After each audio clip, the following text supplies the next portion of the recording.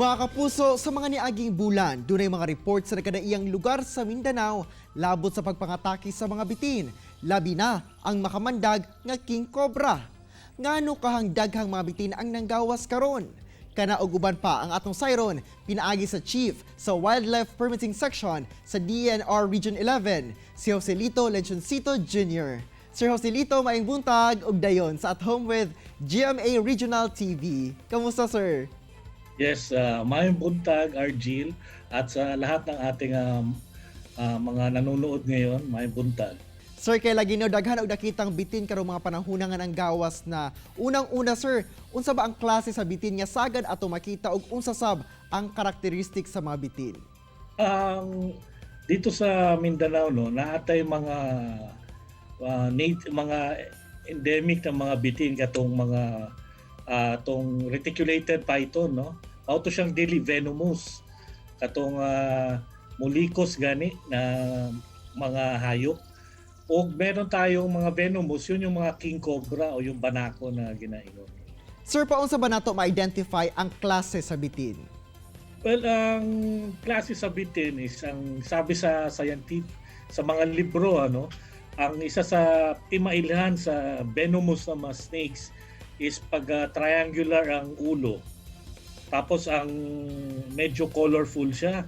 O ang iyahang na siya ngipon nga nag-retract no pagka mamaak siya. Mao nang mga venomous. O katong mga non-venomous kagaya ng reticulated python is fine masyado yung kanyang ngipin kay maghunt kasi siya, iya ginalikos ang iyang lawas o ginapaak ang as magluya bago siya kaunon. Sir, for the past few months na ay mga residente sa nagkadaiyang lugar nga namatay human giatake sa bitin. In any case, sir, kung mapaakan og bitin ang usa ka tawo, unsa ba ang angay nga buhaton? Di ba ang ingon nila kanang subsupon daw ang samad, no? Pero dili nato na buhaton kay tungod na imbis na siya makatabang, mao pa nang sa atua kay venom nga daan na siya. So baka yung nagsupsup anang sa dugo ma-appeal pod na makaano og katong venom. So as hugasan lang siya og dalon sa ospital o sa pinakaduol na doktor ang victim. O gidili siya na palakawon, no? Okay, the more siya mag body movement, mo paspas ang sa iyang dugo. So dapat kargahon siya, no, or dili siya masyadong ng movement. O ang po na is kung sa tanaw sa doktor na dili man venomous na, kung anti-tetanus ang ana. O kanang dapat katong bitin nga nakapaak dili na tutupat yun, no, kay para mahibaw nato, ma-ID nato kung sa klase na bitin na siya, kung venomous ba siya or non-venomous. Sir, according sa mga report, sagad sa mga biktima wala nakabantay sa bitin. So, posible ba ang pagpangatake sa bitin bisan wala ka nagapakita nga threat ka kanila? Well, depende kasi yan, ang panahon kagaya ngayon na mainit, diyan naglalabasan ng mga bitin kay mangita man na sila mga bugnaw na lugar. O ang isa pa is pag na-threaten ng isang bitin, mao na siya makapaak siya. Mao na nga dapat ang paligid ato ang limpyuhan pirmi. Kagasama sa paghagbas sa mga hilamon o paglimpyo sa ato ang mga palibot para dili siya mapuy-an sa mga bitin. Unsa kaha ang rason, sir, nganong sagad nga nagagawas ang bitin sa ilang natural habitat karon? Isang dyan is yung habitat degradation o ang migration ng mga tao sa mga lasang o sa bukid na naistorbo na. Isa pa, yun nga, naging na-convert na yung kanilang habitat, naging farmland na o naging subdivision. So, mauna nga, nagkakaroon ng conflict between human at saka dun sa snakes.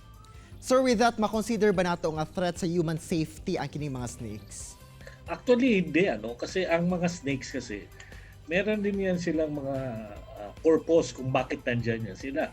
No? Kasama rin yan sila sa yung tinatawag natin na food chain.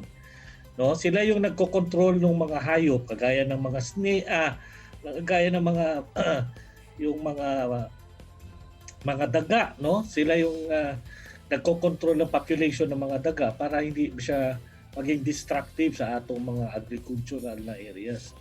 Actually, ang mga snakes kasi mas takot pa yan sa tao dahil maliit lang sila. Ang problema lang pag na-threaten sila, pagka nakita nila na natatrap sila, saka lang sila mamaak.